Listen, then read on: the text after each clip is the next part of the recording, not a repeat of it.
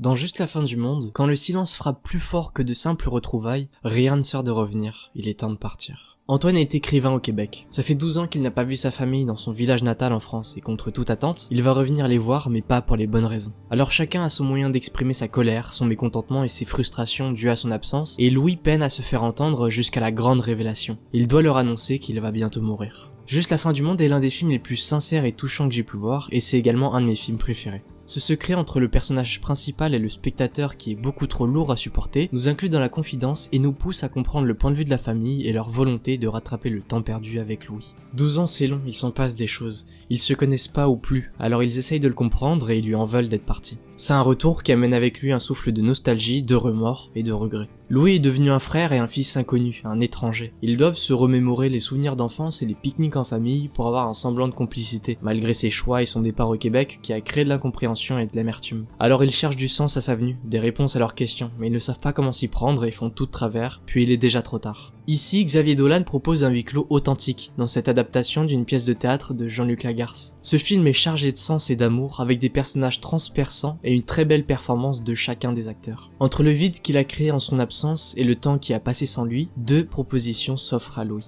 Rattraper le temps perdu ou simplement leur dire adieu.